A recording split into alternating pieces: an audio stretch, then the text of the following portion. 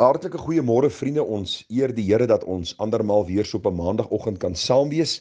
Ons dank die Here dat hy ons weer deur 'n onbekende en donker nag gedra het, dat ons vanmôre 'n groot mate van veiligheid en gesondheid beleef en dat ons ook kan weet dat hierdie dag deur die Here gemaak is en dat ons daaroor kan juig en bly wees. Nou vriende, wat 'n voorreg om weer vanmôre saam met u rondom die woord van die Here te verkeer. Wat 'n voorreg dat ons die woord van die Here in ons eie taal in ons midde mag hê. En die gebed van my hart is dat die Here ons sal seën by die aanhoor van die woord, deur sy gees ons 'n beter verstaan sal gee van die woord en dat ons ook deur die woord opgebou kan word in die allerheiligste geloof. Dis kosbaar om te weet dat die Here jy sy woord gegee het sodat ons kan groei tot daardie volwasse man, tot die volle mate van die grootte in Christus, soos die apostel Petrus ook dan vir ons leer. Nou vriende, ons is besig dan met 'n reeks in 'n reeks.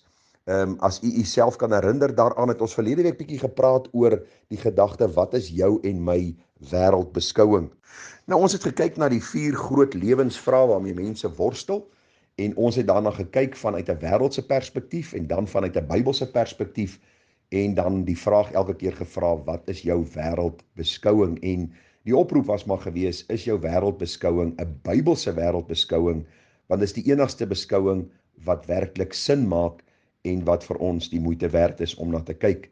Die 4 lewensvrae wat ons na gekyk het is, waar kom ek en jy vandaan? Vir u gesê, die wêreld sê ons is deur die proses van evolusie tot hier gebring, terwyl die Bybel vir ons sê ons is geskape na die beeld en gelykenis van God. Die tweede vraag, waarom is ek hier? Die wêreld sê om my lewe te geniet, terwyl die Bybel vir ons leer om God te verheerlik. Die derde vraag, wat is die probleem met die wêreld? Vir u gesê dat die wêreld sê dis gebrek aan opleiding en swak regerings, terwyl die Bybel vir ons sê dat sonde die grootste probleem van die mens is. En wat is die oplossing? Die wêreld sê beter opleiding en die regerings moet verbeter, terwyl die Bybel vir ons sê dat Christus is die oplossing vir hierdie wêreldse probleem. Nou dit was die boodskappe wat ons verlede week hanteer het. Ons het die Vrydag bietjie stilgestaan by die korte begrip en die vraag hanteer, hoeveel dinge is vir jou en my nodig om te weet, sodat jy volkome getroos salig kan lewe en sterwe. Die 3 dinge wat as antwoord gedien het was, hoe groot my sonde en ellende is, hoe ek van al my sondes en ellende verlos kan word, en hoe ek God vir so verlossing dankbaar kan wees. En watter kosbare gedagtes was dit net nie. As u meer inligting wil bekom, is u baie welkom om die boodskapies aan te vra. Ons het Saterdag gekom by die gedagte van die wet van die Here, wat ook in die korte begrip na vore kom, en vir u gesê hoe belangrik God se wet vir ons is. Ek het vir u gesê dat ons nie deur die wet gered kan word nie, want geen werke van die wet of onderhouding van die wet kan dien tot ons redding nie. Maar vir hulle wat gered is dit 'n noodsaaklikheid om God se wet te onderhou, ten einde ook die Here te verheerlik en vir die wêreld te wys dat ons nou onder die wet van Christus lewe en hom ook verheerlik in dit wat ons doen. Nou, vanmôre gaan ons bietjie aangaan met hierdie reeks en dit gaan vir 'n week of 2 duur. Wanneer ons gaan praat en kyk na die tema, is God se wet en gebooie nog relevant vir ons dag en vir ons tyd? Nou vriende, hierdie vraag is 'n vraag wat mense deur die eeue besig gehou het en nog steeds tot vandag toe besig hou, want u sien, daar is hoofsaaklik 3 beskouinge as dit kom by die wet van die Here. Ek noem maar net vir u die 3 hoofgedagtes. Die eerste groep sê dat ons kan nie nou meer die wet onderhou nie, en die wet is nie meer van toepassing op ons nie, omdat ons nou onder die genadeverbond van God lewe en nie meer onder die wet van die Here nie. Die tweede groep sê weer, die wet kan nooit verval nie en kinders van die Here is verplig om die wet te onderhou en dit is nou deur die genade van die Here wat ons dit kan doen en baie reken dan ook dat dit tot ons saligheid kan dien. En dan is daar 'n derde groep en baie van ons ken hulle as die Sewendedagse Adventiste, wat een wet uit die 10 gebooie dan uithaal en sê, die 4de gebod is die enkel belangrikste gebod, naamlik dat ons die Sabbat moet onderhou, en deur die onderhouding van die Sabbat is daar vir my ook toegang tot God se heerlikheid.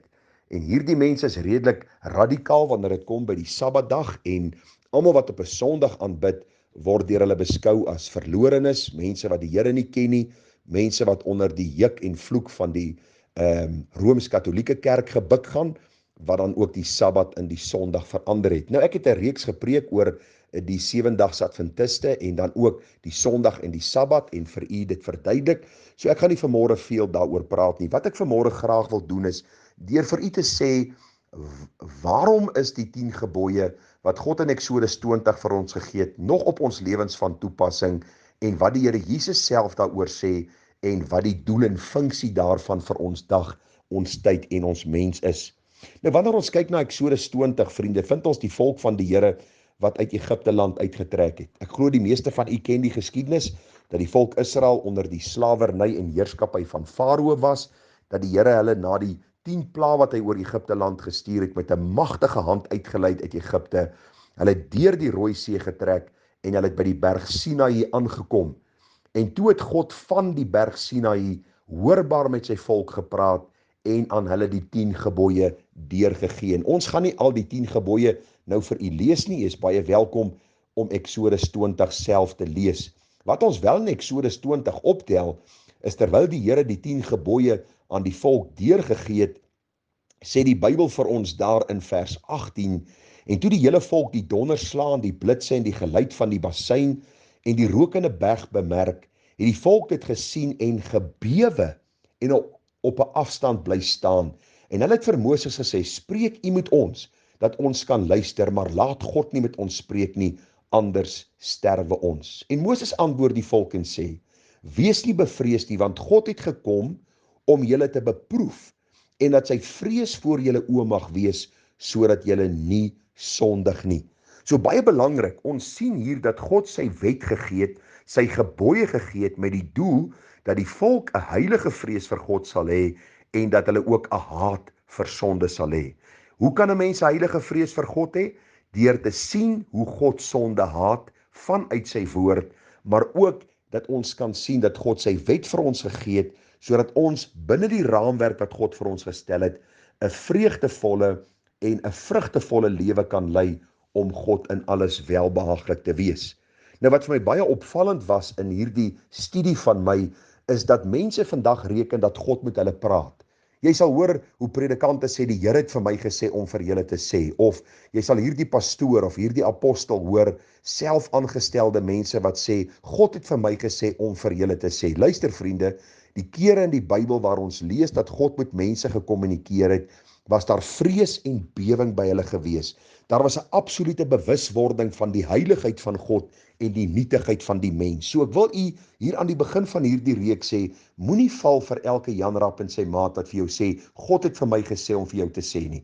As God werklik met ons praat, dan sal daar vrees en bewing by ons wees, en ons weet God praat nie meer vandag met 'n hoorbare stem met ons nie, maar hy praat deur sy woord met ons, wat God se woord is, want die Bybel sê, die hele skrif is deur God ingegee, dis nuttig tot ons lering, tot deurlegging, tot onderwysing in die geregtigheid, sodat die mens van God volkome kan wees, vir elke goeie werk volkome toegerus. So, die begin is net, dat u sal verstaan, God se wet is gegee, die volk het hoorbaar gehoor hoe God met hulle kommunikeer, en het onmiddellik vrees by hulle na vore gebring, 'n heilige ontsag by hulle na vore gebring, en Moses sê, die doel waarom God hierdie wet gegee het, is sodat julle nie moet sondig nie. Nou kom die Here Jesus in die Nuwe Testament, en dit is baie interessant, want u sien toe die Here Jesus op die toneel verskyn, het die fariseërs baie keer vir hom gevra, nou watter vreemde leer bring u vir ons, en waarom preek u soveel anders as wat ons preek, en toe dit besonder ook by die wet uitgekom, want hulle het 'n vraag gestel, 'n strikvraag om hom te versoek oor die wet. En Jesus kom op 'n stadium en hy antwoord baie duidelik in Matteus 5 vers 17, moenie dink dat ek gekom het om die wet of die profete te ontbind nie, ek het nie gekom om te ontbind nie, maar om te vervul. Met ander woorde, die Here Jesus kom eintlik deur hierdie verse Matteus 5 vers 17 en hy sê, dit wat Moses vir julle dan deurgegee het van my daar by die berg Sinaï, is gebooie en wette wat julle nie kan onderhou nie. Dit's alles maar 'n tugmeester of 'n drukgang waarin God jou wil stuur om jou na hom toe te trek. Want u sien, as ons in een opsig val, het ons in die hele wet geval, en God se wet is juis vir ons gegee om ons eie onvermoë in ons reddingsproses raak te sien. Ons kan onsself nie red nie, want ons kan die wet nie onderhou nie. As ons in een opsig geval het, het ons in alle opsigte geval. En nou kom Jesus sê, en hy sê vir ons, dat hy die wet kom vervul. So wat wil die Here vir ons sê? Hy is die enigste persoon wat nog ooit op aarde geleef het, wat God se wet in sy totaliteit kon onderhou, omdat hy sondeloos was, en dat ons deur in hom te glo, dan ook die ewige lewe mag ontvang, as die een wat God se wet volmaak onderhou het, ons kom red het, en hierdie volmaaktheid ook tot my rekening toegevoeg het.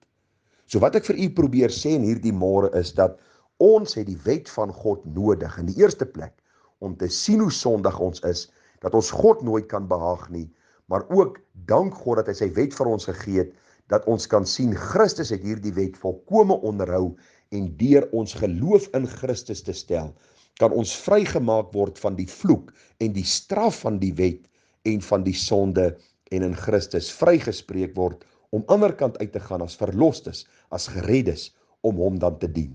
Voortaan, na ons redding, na hierdie vryspraak, is daar 'n begeerte nou om die wet van God te onderhou, en ons gaan môre 'n bietjie kyk na die wet van God wat begin, dat daar net een God is. Wat bedoel die Here as hy dit sê, en hoe is dit van toepassing op my en jou lewe? Mag die Here ons genade gee, dat ons nie die kind met die badwater sal uitgooi nie. Dat ons nie sal sê ons is nou onder die genade, so die wet is glad nie op ons van toepassing nie, maar dat ons 'n fyn en 'n deeglike Bybelstudie sal doen om te sien wat die doel van die wet was, en hoe Christus dit vervul het, en hoe ons in Christus dan ook tot gehoorsaamheid gedring word, om die wet van God te onderhou, ten einde hom te verheerlik, en sodoende 'n getuie vir die wêreld te gee, dat ons vrygekoop is deur die bloed van die lam, in Christus verlos, nuut gemaak, sodat ons ook as nuwe skepsele vir ander kan wys hoe ons binne die speelveld en die raamwerk wat God ons gee in sy woord, so kan lewe dat ons vreugde en vrede kan ervaar, en getuies vir hom kan wees.